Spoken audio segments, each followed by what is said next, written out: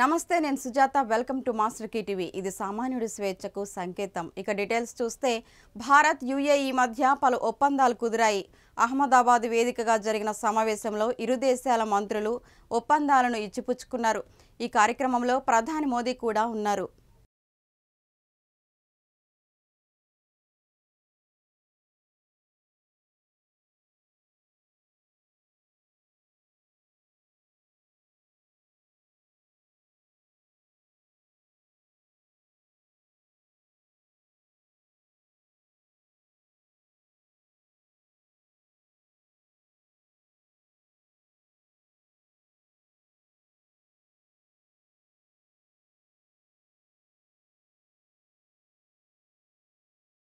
హిందూపురంలో అంగన్వాడీ కార్యకర్తలకు ఎమ్మెల్యే బాలకృష్ణ మద్దతు ప్రకటించారు అంగన్వాడీ కార్యకర్తల సమస్యలను అడిగి తెలుసుకున్నారు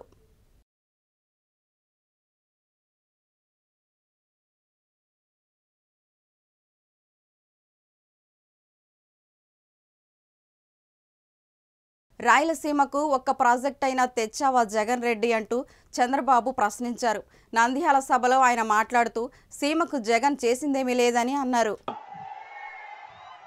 చెప్పే ధైర్యం వైఎస్ఆర్ కాంగ్రెస్ కుందని మిమ్మల్ని అడుగుతున్నా 5 సంవత్సరాల ముఖ్యమంత్రిగా 12,450 కోట్ల రూపాయలు తెలుగుదేశం పార్టీ ఖర్చు పెడితే దాంట్లో కనీసం 20% ఖర్చు పెట్టిన ఈ ముఖ్యమంత్రి రాయలసీమను ఉద్ధరిస్తాడా తమ్ముళ్ళు అని మిమ్మల్ని అడుగుతున్నా నమ్మకం ఉందా అని మిమ్మల్ని అడుగుతున్నా ఇలాంటి వ్యక్తుల్ని క్షమించాలని మిమ్మల్ని అడుగుతున్నా జగన్మోహన్ రెడ్డి రాయలసీమ ద్రోహి అవునా కాదా అని మిమ్మల్ని అడుగుతున్నా ఈసారి నీళ్లు వచ్చాయా మీకు వచ్చాయా నీళ్లు నేనుంటే నీళ్లు రాకుండా ఉండే పరిస్థితి ఉందా అని మిమ్మల్ని అడుగుతున్నా అదే మన దూరదృష్టి సూపర్ స్టార్ మహేష్ బాబు త్రివిక్రమ్ కాంబినేషన్లో తెరకెక్కిన గుంటూరు కారం ఫ్రీ రిలీజ్ ఈవెంట్ రసాభాసగా మారింది గుంటూరు జిల్లా సంబూరులో మంగళవారం రాత్రి జరిగిన ఈ వేడుకల్లో పరిమితికి మించి అభిమానులు పోటెత్తడంతో తొక్కిసలాట జరిగింది ఈ ఘటనలో పలువురికి గాయాలయ్యాయి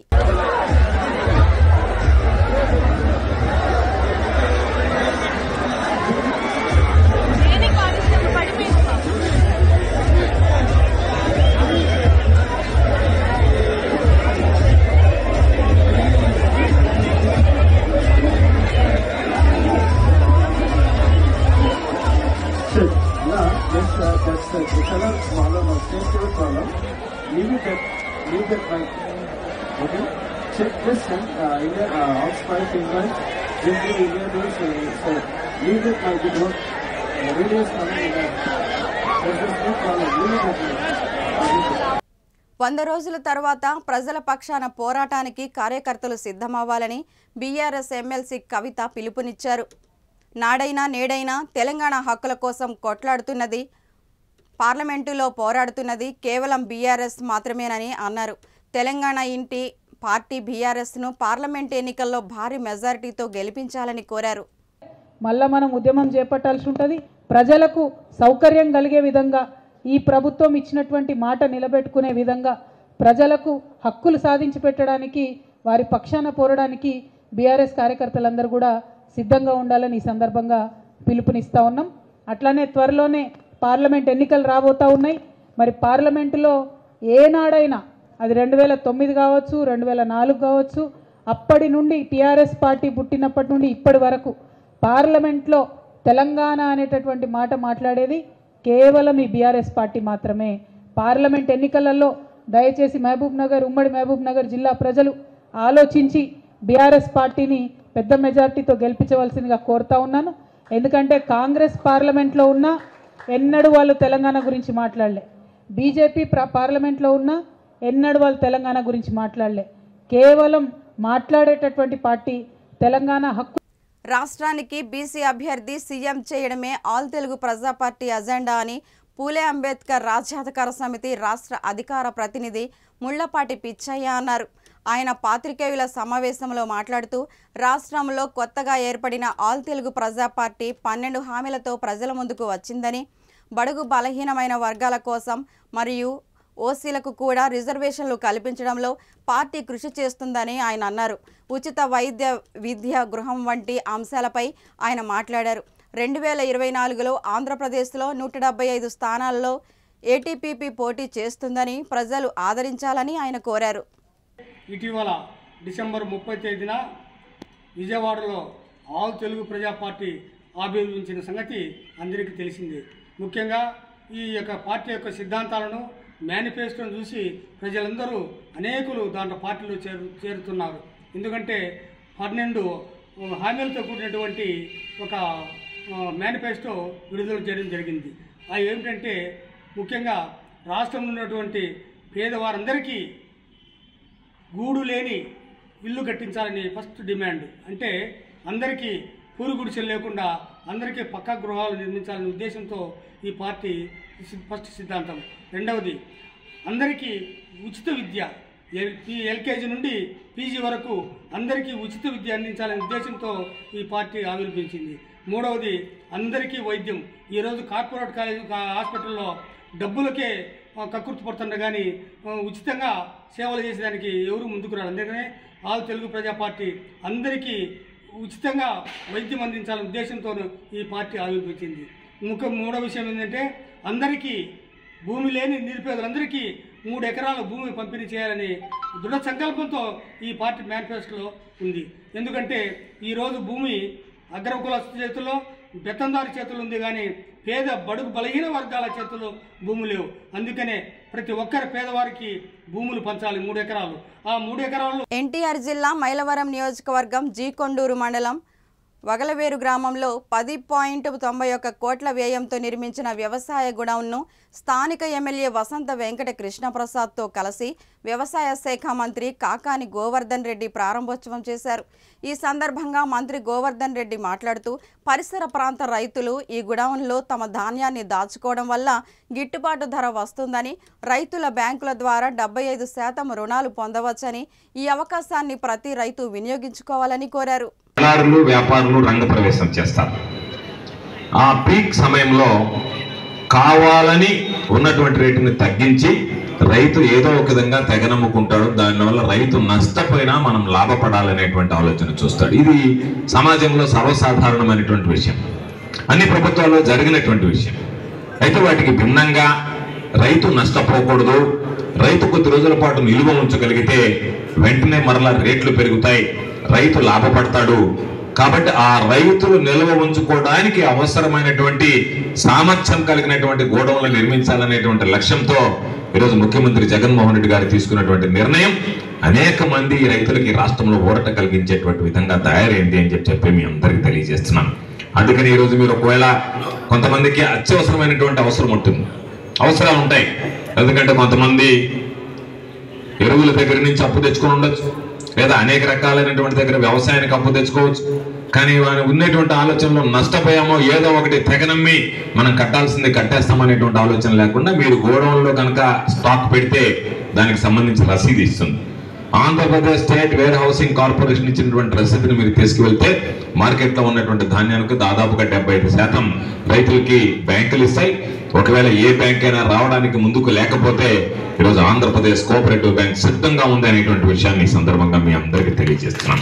కాబట్టి దానివల్ల 75% వస్తే దాదాపుగా రైతుకి మార్కెట్లో ఉండేటువంటి రేట్ ఏదైతే ఉందో ఆ రోజు తగ్గించి ఏదైతే రైతు దగ్గర కొంటాడో ఆ రేటు బ్యాంకుల దగ్గర నుంచి లోన్ తెచ్చుకుంటే మిగిలినటువంటి ఆ రైతుకు సంబంధించినటువంటి లాభం 25% ఈ రోజు రేట్లు పెరిగి. బిల్కిస్ బానో కేసులో సుప్రీంకోర్టు తీర్పును స్వాగతిస్తూ విశాఖలో ముస్లిం సంఘాలు హర్షం వ్యక్తం చేశాయి.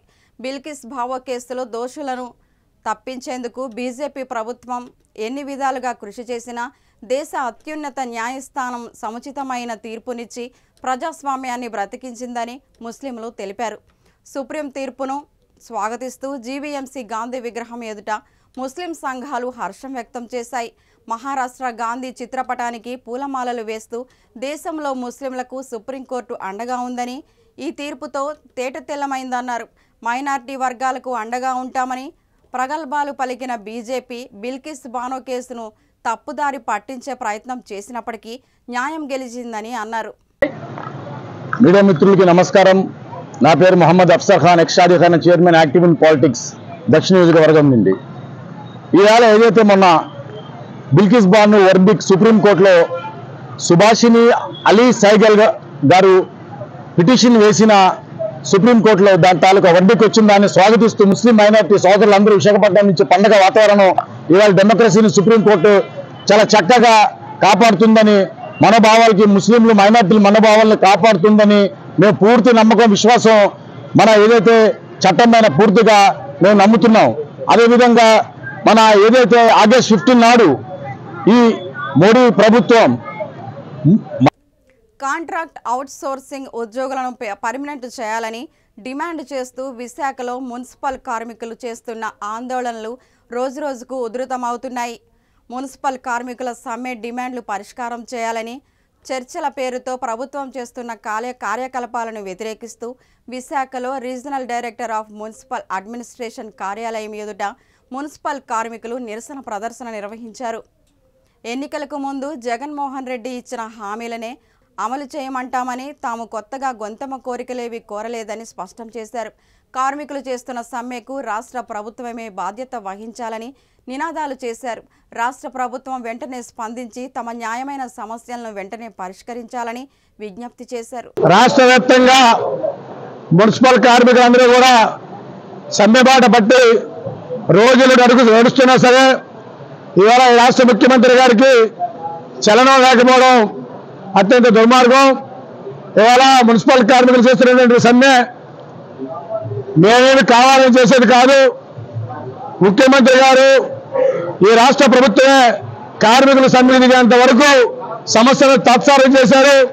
ఫలితంగా ఇవాళ అనివార్యంగా ఇవాళ ఏఐటీయూసీ ఇతర కార్మిక సంఘాలు జేఏసీగా ఏర్పడి ఇవాళ సమ్మెకి మేము సిద్ధమవడం జరిగింది. ఇప్పటికైనా ప్రభుత్వం చర్చల పేరుతో కార్యాలయం చేయకుండా సత్వరమే మా న్యాయబద్ధమైనటువంటి సమస్యలను పరిష్కారం చేయాలని చెప్పి ఇవాళ విశాఖపట్నంలో ఉన్నటువంటి ఆర్జేడీ గారు ఆ కార్యాలయం ముందు నిరసన కార్యక్రమాన్ని, ముట్టడి కార్యక్రమాన్ని తెలియజేయడం చేస్తున్నాం. ఈ రోజు ముఖ్యమంత్రి గారు మేమేమి గొంతమ్మ కోరికలు కోరడంలే. ఎన్నికల సందర్భంలో ఓట్ల రాజకీయాల కోసం ముఖ్యమంత్రి గారు ఎన్నికల సందర్భంలో వాగ్దానం. Hyderabad GHMC commissioner Ronald Rose old సిటీలో పర్యటించారు. నాంపల్లి నియోజకవర్గంలో వివిధ ప్రాంతాల్లో ఎమ్మెల్యే మజీద్ హుస్సేన్తో కలిసి వివిధ పనులను పరిశీలించారు. Sanitization, engineering, town planning, SNNDP పనులను పరిశీలించారు. Aghapur, culvert, Mallepally, Mahabubabad hospital, Rajnagar drain, zebra drain work, Malkapur నాలా పనులను పరిశీలించారు. ఈ సందర్భంగా కమిషనర్ నాలా పనులను వేగవంతంగా పూర్తి చేయాలని ఆదేశించారు.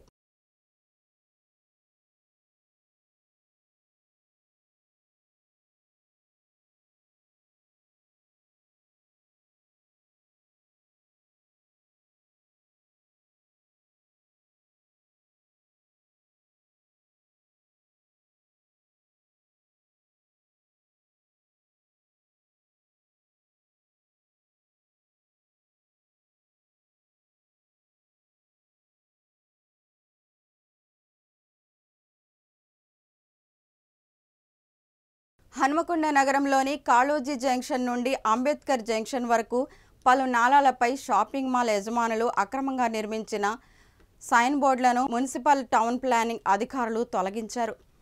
ఫుట్పాత్పై నిర్మించిన చిరు వ్యాపారస్తులకు దుకాణాలు తొలగించారు. రోడ్లకు ఇరువైపులా ఉన్న నాలాలపై సైన్ బోర్డులను నిర్మించడం వల్ల వాహనదారులకు తీవ్ర ఇబ్బందులు పడుతున్నారు. స్థానికులు ప్రజల ఫిర్యాదు మేరకు సైన్ బోర్డులను తొలగిస్తున్నామని మున్సిపల్ అధికారులు వెల్లడించారు.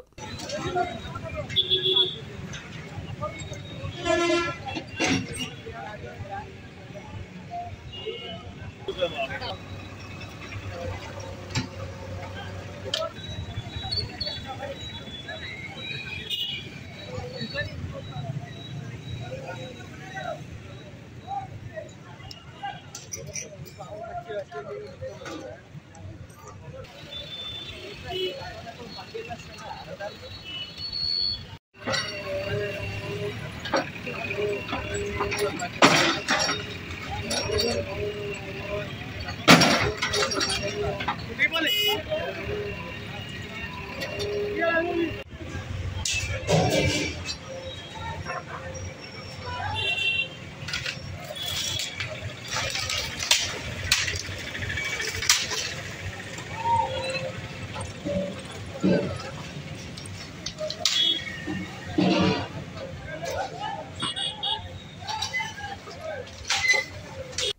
అధినేత చంద్రబాబుకు భారీ ఊరట లభించింది.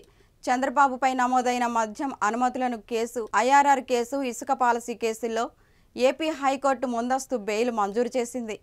హైకోర్టు ఒకేసారి 3 కేసుల్లో చంద్రబాబుకు ముందస్తు బెయిల్ మంజూరు చేయడం విశేషం.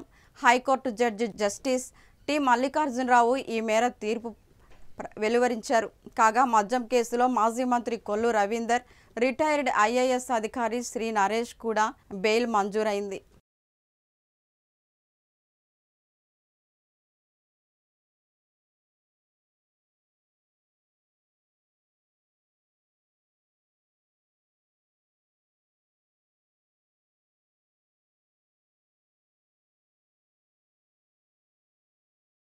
కడప జిల్లా నబికోటలోని బ్లూబెల్స్ పాఠశాలలో సంక్రాంతి సంబరాలను చాలా ఘనంగా నిర్వహించారు.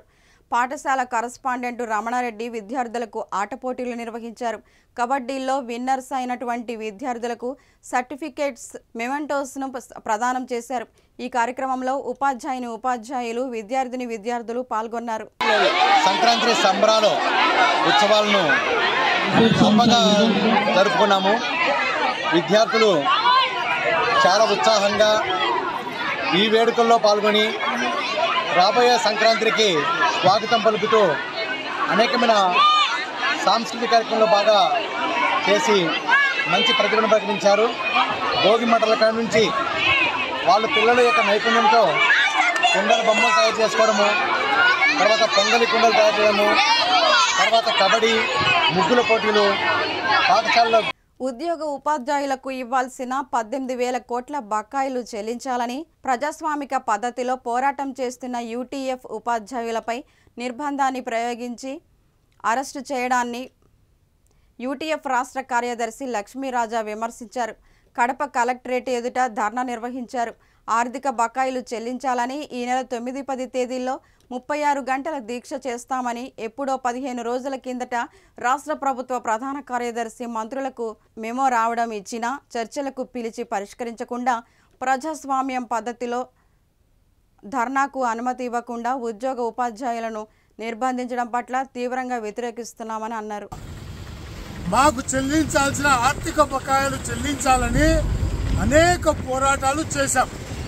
గత నెలలో తాలూకా కేంద్రాలలోనూ అలాగే జిల్లా కేంద్రంలోనూ ఆర్థిక బకాయిలు చెల్లించాలని ధర్నా కార్యక్రమాలు చేశాం. అయితే ప్రభుత్వం నుండి ఇప్పటి వరకు ఎలాంటి స్పందన రాకపోవడంతో ఈరోజు చలో విజయవాడ 36 గంటల ధర్నాకు పిలుపునిచ్చాం. 36 గంటల ధర్నా నిర్వహించడానికి మేము ఇవి బులెటిన్ అప్డేట్స్. మరెన్నో అప్డేట్స్ తో మళ్ళీ కలుద్దాం. చూస్తూనే ఉండండి మాస్టర్ టీవీ. ఇది సామాన్యుడి స్వేచ్ఛకు సంకేతం.